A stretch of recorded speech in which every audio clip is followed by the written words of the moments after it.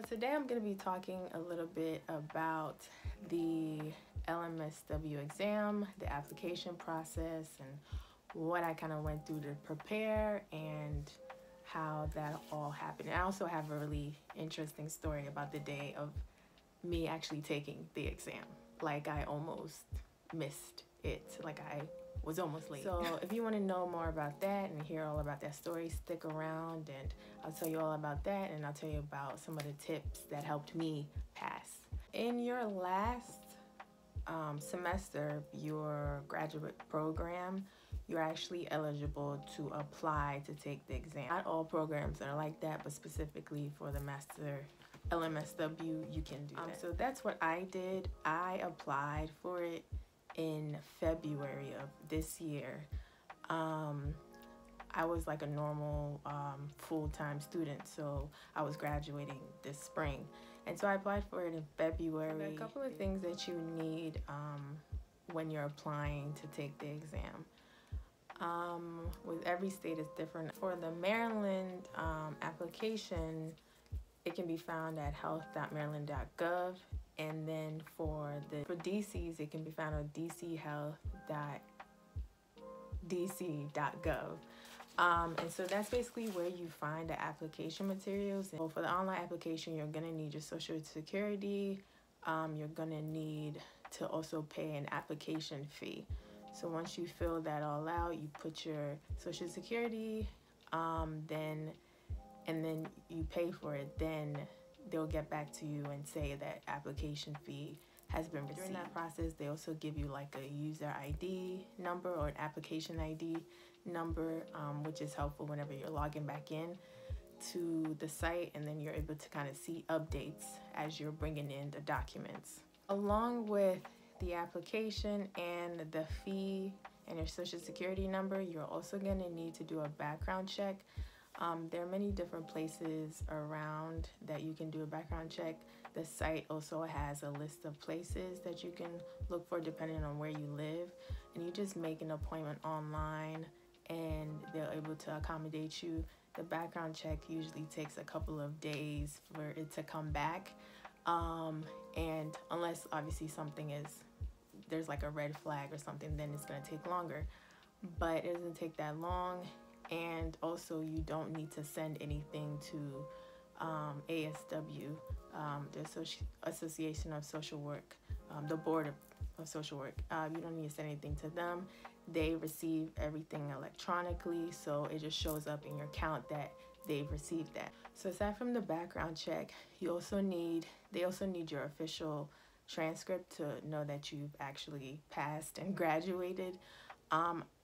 I did that earlier in the semester, so when I completed my application, I had also kind of submitted it into my student account for them to send the application electronically to them. And I advise y'all to do that so that you don't have to worry about that later. Just do it when you do your application. Also, the background checks are typically anywhere between $60 to $75, depending on where you go. But all those things can be found on any background check website, wherever you go. Or you can give them a call and ask them like, hey, how much is it to do a background check, because I need it for this. And it doesn't take long to do. When you go, it might take like 20-30 minutes for them to do your fingerprinting and all of that stuff, and then you're all done. Again, like I said, you don't have to send in anything to the Board of Social Work. You do not have to wait for everything to be in before you can actually take the exam. The only thing that you have to make sure to actually complete to be able to be registered is your application. That has to be in, as well as your application fee has to be received, and then they'll send you a message saying you are now eligible to register for the exam. That's the ASW website, and that's where you register to take the exam, and that's where you can see the specific dates and the times that you want to take it, and it tells you all the rules and how to get to your exam location and all of that good stuff. On that page, you can also always cancel the exam up to, I believe, 24 hours beforehand. So you can cancel it, and you can also reschedule it at any time.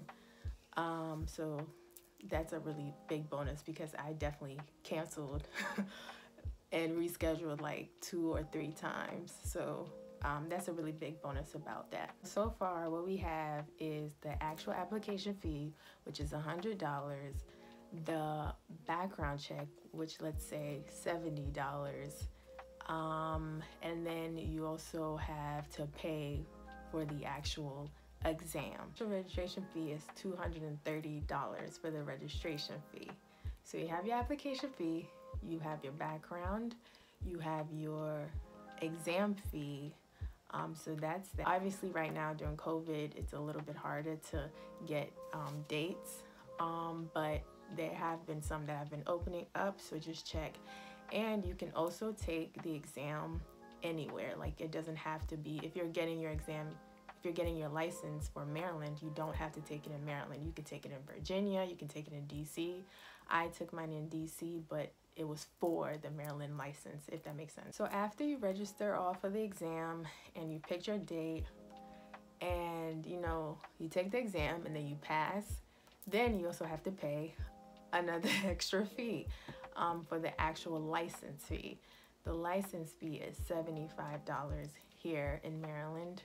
And so that's kind of like the gist of how much everything is. So in total, you're looking at like over like $400 that you're spending for a license. So definitely be ready to pay for all of that. And if you have to save up your money now.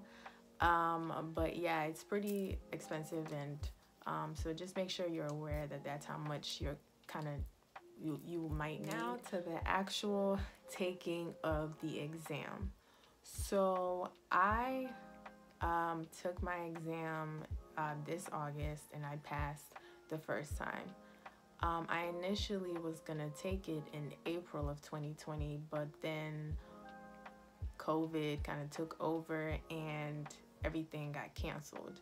And I was actually really glad that it got canceled, because I don't think I was even ready. I think I had it planned that I was going to take it after our spring break, but I wasn't even prepared, honestly. So I'm glad I kind of took my time. And if you have to take your time, do that. You don't have to take it before you graduate. That's just what a lot of people do, especially if you want a job right away. But if you're in no rush, you can definitely take, time to study and do that. So I ended up pushing mine back all the way to August, and I think it was a really good decision. I used the month of July to kind of focus and study. I did not study every day. So in total, I would say maybe like a week and a half, 2 weeks max. And I'll study not for a long period of time. It was a little bit easier for me to retain information because, we're not in school right now, and all my attention was kind of on that. So I didn't have to study every day. And I wouldn't advise you to like study every day or overstudy. But if you are the type of person who needs that to retain information, then go right ahead. I started studying by looking over some old materials that friends who had already graduated kind of sent me, some study guides that they used. I went through a lot of recall questions, and then I also looked up a lot of like videos on YouTube, like Philip Luttrell. His videos are pretty helpful. I studied the acronyms, SFAREAFI, for like first, next questions, and aspirins, which was for best, most questions. And if you want me to do more detailed about what those means, I could do that, but those were really helpful in taking the exam. So definitely know what those are, because they're helpful in helping you to take the exam. The last thing that I did, besides going through obviously all like psychopathology and DSM stuff and a lot of recall questions from classes that I had taken, I also, and obviously doing a lot of practice study exams, and there's a ton of practice study exams online that you can just find, so definitely do those. But the most helpful was definitely taking the practice exam that ASW offers, the online practice exam. If you have test anxiety, it's super helpful for you, because the practice exam looks exactly like the real one, as far as like how it looks, and also some of the questions are kind of in the same ballpark, and that's one of the things I noticed. So when I took the exam, I was able to see my score, but I was also able to see a rationale for why a certain answer was the right answer, or why the other 3 answers weren't the right answers. And that's super helpful, because then you have that in mind, and you know going into your exam why certain answers wouldn't be right.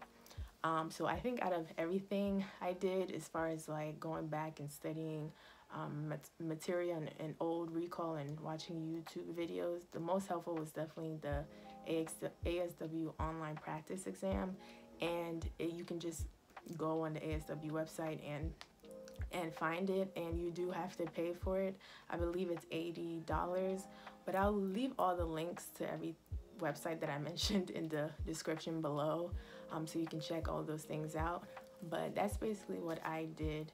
You typically need like I believe like a 94 to 105 range or something like that you need to pass, and there's 170 questions on the actual exam, but 150 are scored. Have all those things in mind when you're taking it, and just, you know, do some meditation, just do some breathing exercises if you have anxiety about test taking.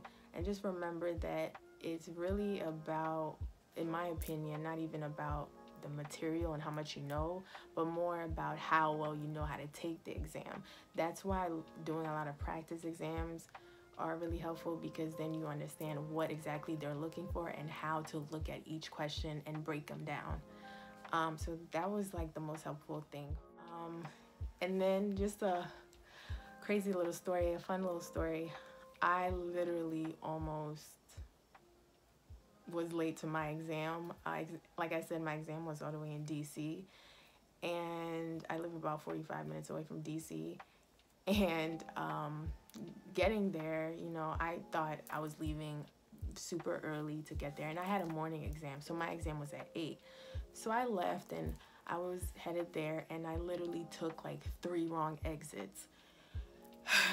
And then it was like, you know, I was getting so close to 8 o'clock, and I was freaking out because, you know, DC, you have to find parking. So I ended up finding parking right by the actual building, and I didn't even know. Like, thank God I ended up finding parking right there. And I found parking, and I parked, and I quickly went in. But oh, I forgot my mask. Had to go all the way back to my car and get the mask, and then go back in. And I was like running and sweating, and oh my gosh. So just definitely give yourself enough time to make it there, and account for time for finding parking, and also finding and also just taking time to relax before you start. Because when I got there and I had to rush before I actually took the exam, I had to, you know, do some breathing, but account for that, account for traffic, account for wrong turns, and you'll be fine. But yeah, just have those things in mind before you take the exam, and you'll do just fine. So yeah, if you wanted me to do more videos about the actual exam and prep questions and tips, and go into details about specific acronyms, I can do that. So let me know in the description below, and let me know some of your experiences about taking the actual exam, and prepping for the actual exam, and just overall what you think of the process and everything like that. So yeah, I'll see you guys in the next video. Don't make sure to like, comment, share, and subscribe, and follow me on all my socials. All right, bye.